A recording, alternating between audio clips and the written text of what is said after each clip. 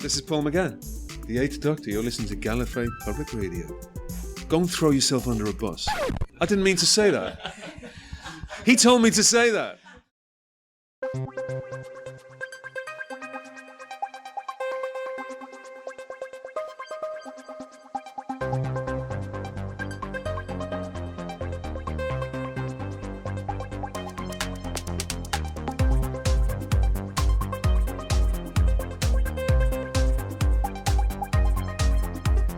This is Gallifrey Public Radio, a weekly podcast dedicated to positive enjoyment of Doctor Who.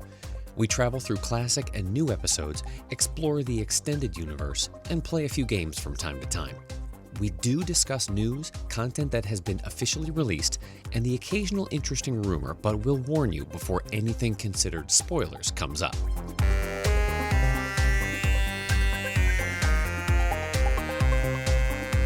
Welcome to episode 388 of Gallifrey Public Radio, where there once was a master from Nantucket. That's it. That's all I'm going to say about that. I'm Haley. I'm Kier. And I'm Jay. And this week, we take a book of sonnets, put it in a food processor, add a dash of Doctor Who DVDs. It's alright, we've replaced them with Blu-rays already. And a heavy swig of memory worm juice so that we forget the whole thing later on, as we prepare to play a little lighthearted poetry game. Right, we warned you about this last week. I decided that I was going to boost the Limerick challenge from Wait, Don't Tell Me and give it a Whovian spin. Steal a whole cloth. Precisely, yes. Well, you know, if nothing else than just to get their attention in the form of a cease and desist letter. Yes, please sue us, NPR. I'm trying to get Peter Sagal's attention any way I can. So we'd love to have your voice on our voicemail. I'd pay cash money.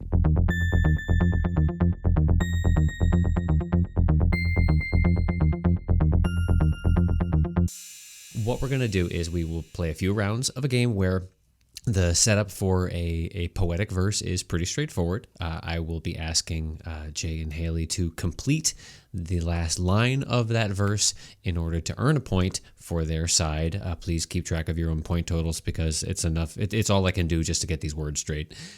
And here will be the twist. So the premise behind it is you get 1 point for properly completing the line. And then after you've processed that in your head, you have an opportunity to identify the exact name of the story or episode, story if it's a classic, episode if it's just a single new episode. And you have to, you can't just say, oh, it's the one where the such and such happened. I'm sorry. That will do nothing but help your competition who has an opportunity to steal. I guess I will leave it to the two of you to decide whether or not you want to allow stealing right from the get-go. If you can't get the last word or phrase, does it get turned over to your counterpart? The danger with that, as I see it, is that they could potentially snap up 4 points from you. So wait, they get to steal the first point too, or just the 3? That's what I'm trying to sort of determine. What sounds like fair play to you? If someone think if they steal, they just get the 3 points for the episode name. You get to keep your point for the limerick. Okay. What if you can't? But my question is, what if you can't complete the limerick? Oh, then you deserve every punishment that you can get. Yeah. So, yeah. Okay. Because you're not using your context clues. That is true. And I should say, I know on NPR's original, there are some hints involved. You can kind of prod for some extra help. Hopefully that won't be necessary in most of these cases, but in anything where it's slightly off the mark, I'll consider it. You know how to PayPal me. Just in general, I feel like Jay's going to win anyways because I typically do very poorly at these games. I'm just saying that now. I don't know. It's all a matter of context. It is all a matter of context.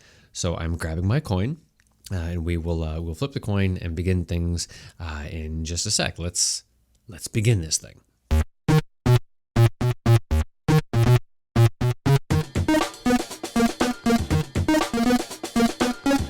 Haley, since you seem to be very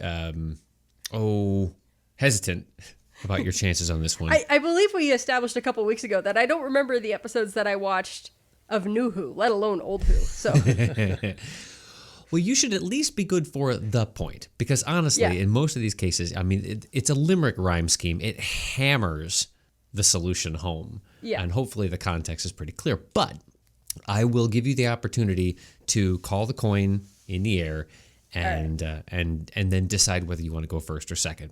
All right, so go ahead and call it. Heads.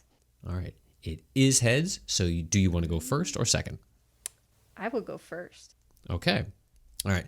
So there are 4 rounds of this. So you're each going to get a crack at 2 poems. Again, please remember your points. I have paper and whatnot to write things down. You are nothing if not honest. Okay. So here's your first one. The Slitheen were defeated but good. One remained to return to their hood. Blonde planned an explosion to blow Cardiff's rift open, so the TARDIS team calls on... What? Hold on. Could you repeat the limerick? I will repeat the limerick for you. The Slitheen were defeated but good. One remained to return to their hood. Blonde planned an explosion to blow Cardiff's rift open, so the TARDIS team calls on... Torchwood. Very good. So there's a point for you. Can you recall what episode that took place? Nope. Okay. I will at least give you the hint that this is a 9th Doctor story. Wait, a 9th Doctor story that involved Torchwood? Yep. Well, insofar as calling upon the one individual who's going to be able to help with Cardiff's Rift. I have no idea.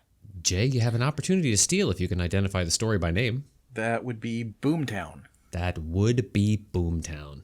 All right. So in this little leadoff here, Haley's got a point, is on the board. Jay sweeps in to take the 3-point tougher challenge in identifying the episode title. There's plenty of opportunities for this to flip around. So, Jay, here is your challenge. The Doctor finds Craig in a predicament, but doesn't yet know the full extent. When the people upstairs don't come back from up there, a ship's in the 2nd floor... Tenement?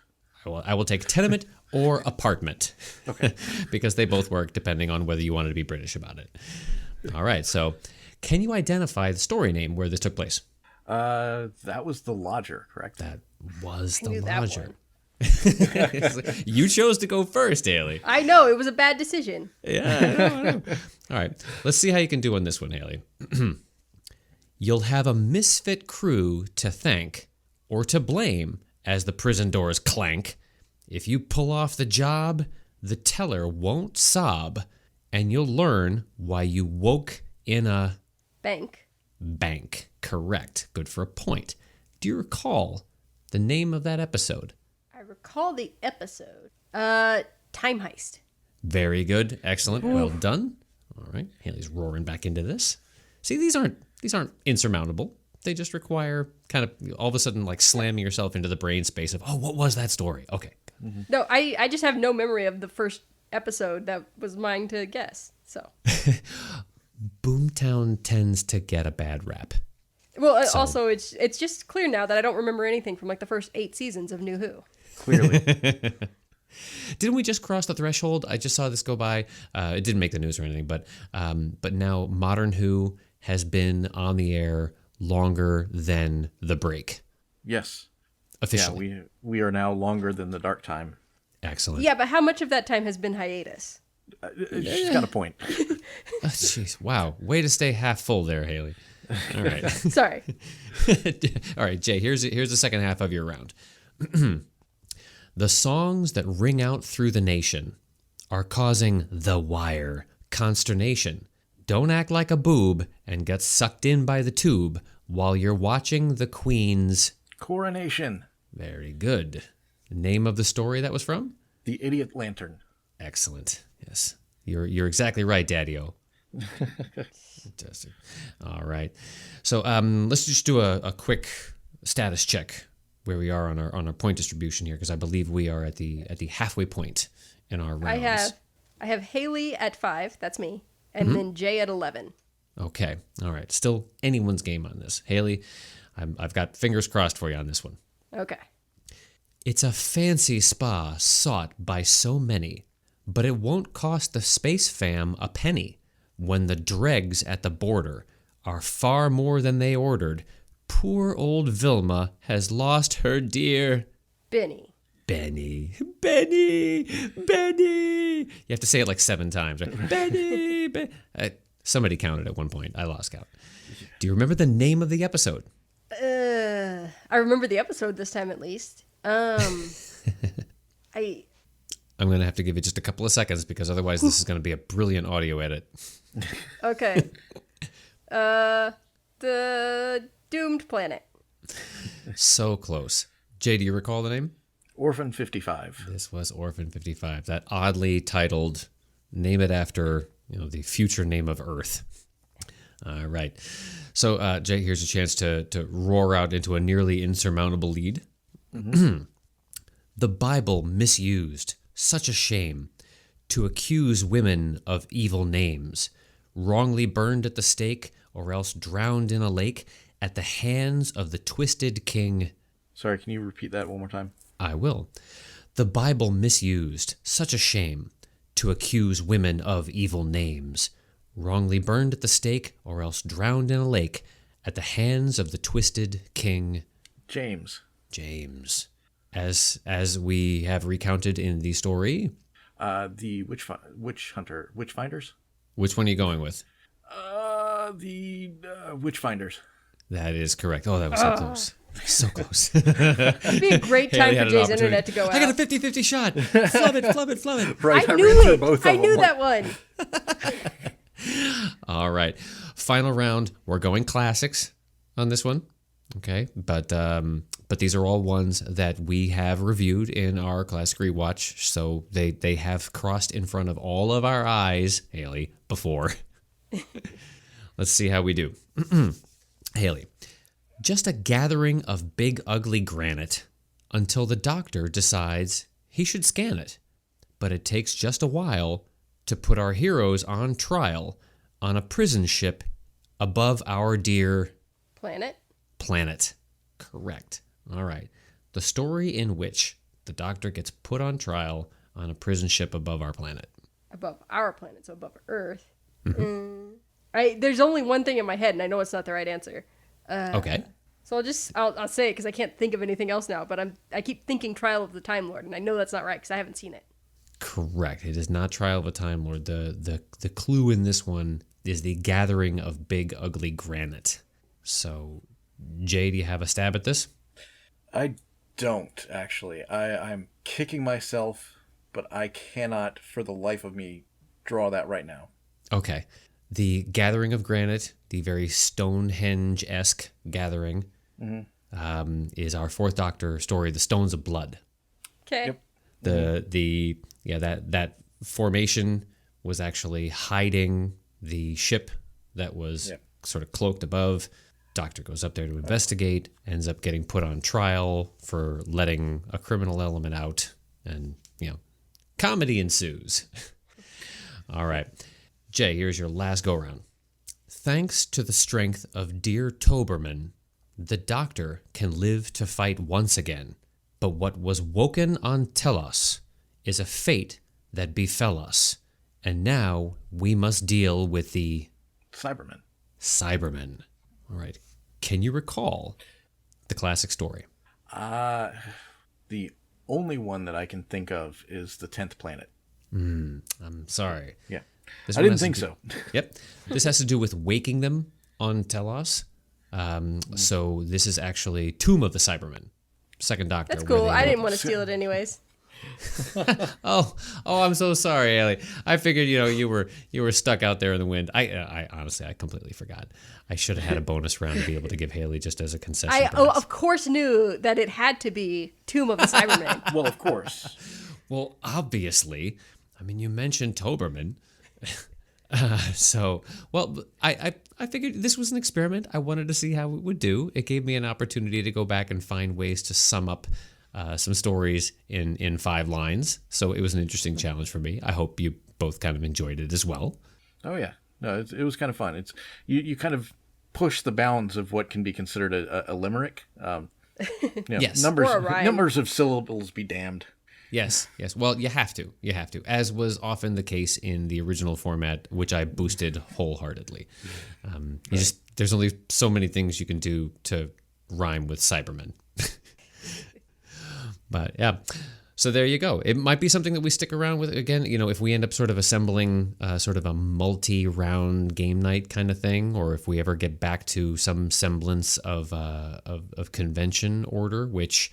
I'm sorry. I'm kind of listening for that other shoe to drop on Galley for next February, and it's not really looking good right now. But it doesn't seem likely. No, but we'll see. What happens on the road. If we end up getting to assemble our rounds of Oh No Who Didn't, maybe this will be one of the game rounds down the road, so that we can totally steal from all of NPR's good ideas. So there you go.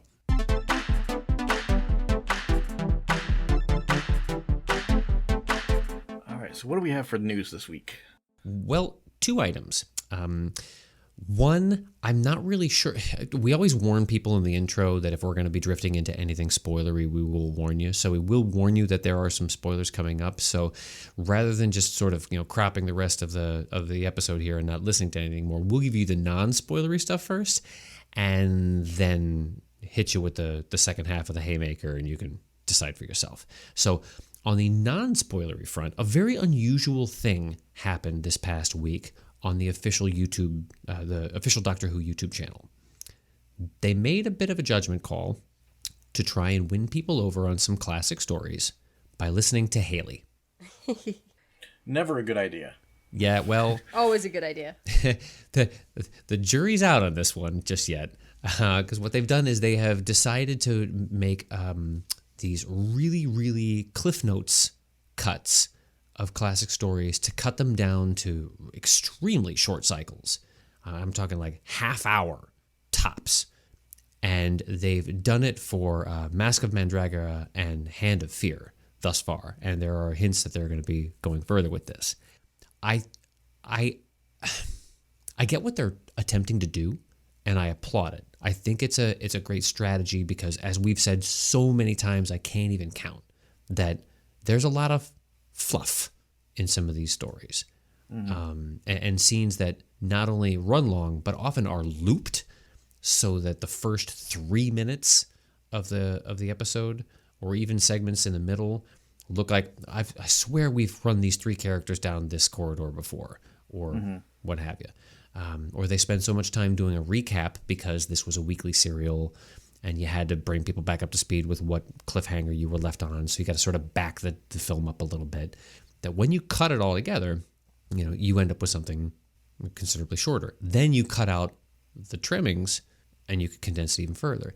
The concern is that they trim it down so far for the sake of saying, look, let's just cut to the snappy bits, that you lose the plot. Particularly Hand of Fear is one that I wouldn't want to see people muck with too much, because that's Sarah Jane's exit story. Right. And if you don't understand why she goes into that possessed state and you start seeing like a dark Sarah Jane stuff, that's confusing, especially for someone who may not even know at this point, if they're just dipping into this because they've never watched classics before, but they've heard so much about Sarah Jane, that could throw you. So, I don't know. True. I'm hoping there's going to be a learning curve on this, and that if they continue to do it, they might take some liberties to let it run just a little bit longer. Include a little bit more of the roughly 18 to 19 minutes of use of actual new footage that would come out with each installment. If you cut it down to 10 or something like that, just at least hit the salient I could easily points. see cutting down to like an hour on pretty much any story, going from about 100 minutes to an hour. But 30 minutes seems awfully tight. I'll give you an example here. Take one of our favorites. Take City of Death. If you just run that from opening credits on part 1 to wherever the point of the overlap is on, where the needle backs up at the beginning of episode 2, so if you were to stitch those together and take out each of the little bit of overlapping chunks, all the way through the closing credits. And I know this because I did this, just because I wanted to have kind of supercuts of some of these stories that I watched so often. I didn't want the repetition. You get a City of Death that is an hour and 36 minutes by getting rid of the overlaps, particularly in that story because there's all these moments where, the Jaggeroth are kind of staring one-eyed into the screen and stuff, and it holds for a long time. So, but even that, I mean, that's a Douglas Adams script. You don't want to mess with the dialogue on that. What would you possibly trim out? Well, if you really wanted to take out them running through Paris, I know, sacrilege because it's, the on-location shoots and all this stuff, but if it doesn't really move the story that much, you could probably knock another 10 minutes out, but you still have a really snappy story. And I think something like that would crush if you're not really crushing, you're not making any money off of this, but you get a lot of new eyes on classic stories on their YouTube channel, and hopefully, if their long game is to get people to start investing in buying Blu-ray sets and things like that, or throwing down money for wherever they're going to get their classics, if it's going to be, where are you getting your classics these days? Well, throw a stick. It changes every day. But yeah. Well, maybe they're making money off the YouTube channel, though, if they've got it monetized. I guess so. I don't know. We'll see where they go with this. I'm hoping they're going to be a little bit more forgiving with their editing hand, just for the sake of story accuracy, or at least understandability. Let's just hope that they have fans doing the editing. That's true. Oh, I didn't check to see if they actually credit the editors. They probably don't, to keep them protected from the public. Probably a smart choice. All right. Spoiler cone coming down here. We might preface that this is a potential spoiler, I guess, because it involves Big Finish.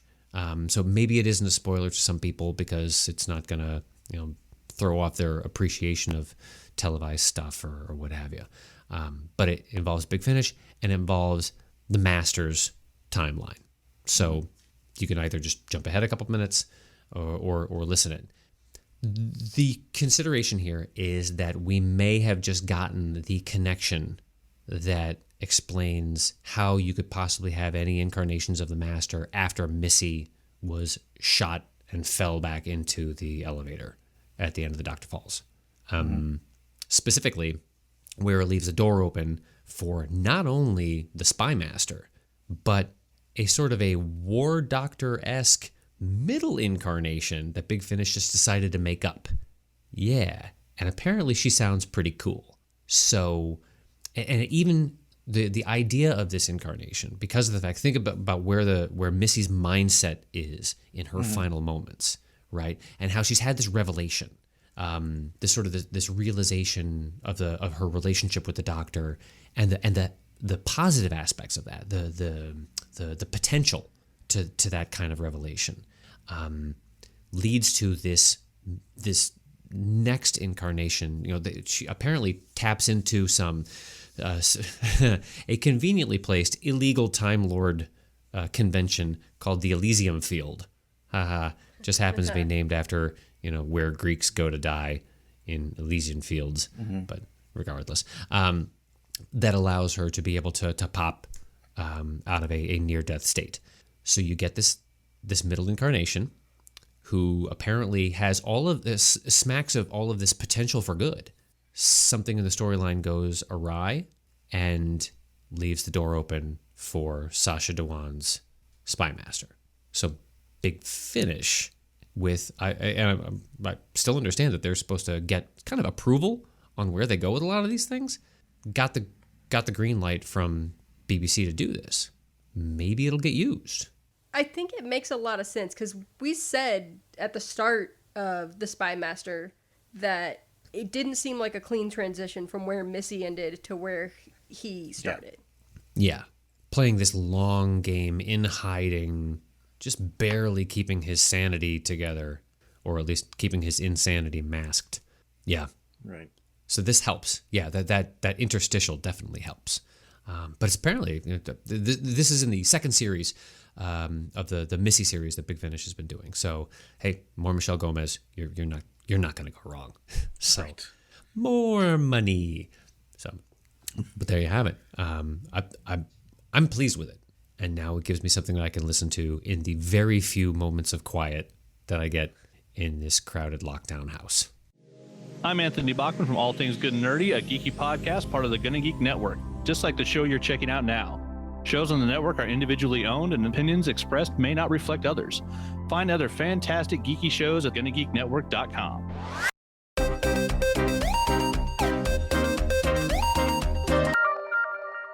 Well, next week we're going to be coming back with our classic rewatch, The Horns of Nyman. Nyman, yes. We just came off a classic story where two ships crashed into each other. So why don't we crash the TARDIS into a ship? And Always a good time. But you also have a whole bunch of beautiful teenagers that are being sold as cargo. It's all kinds of strangeness going on. But and a villain, while the costumes are not, this is not going to be a groundbreaker. This is not going to be something that terrifies you and leaves you wondering, oh, is it out to get me? It looks a little funky, but it's iconic, and I think you're going to enjoy it. So, looking forward to this one. Well, this has been episode 388 of Gallifrey Public Radio. Until next week, this is Jay saying, in the TARDIS, the Doctor has pride. Its beauty can't be denied, but it's always a chore to get through the door when the damn thing lands on its side. Nice. This is Keir saying, roses are red, the TARDIS is blue. If you're locked out, remember, there's a key in your shoe. And this is Haley saying, NPR, when you send us the cease and desist, have Bill Curtis call and leave it on our voicemail. We'll add it to the intro. We'll see you guys next week. LSE. Bye.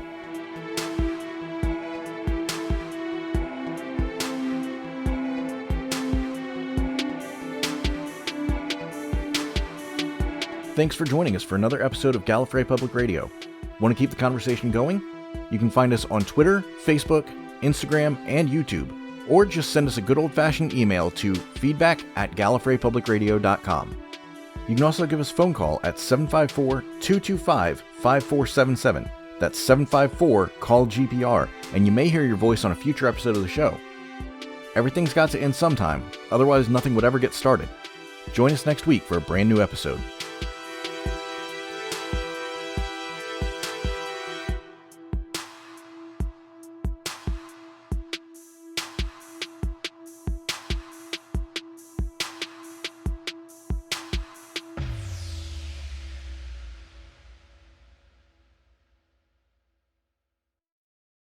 I'm Jacob Henson.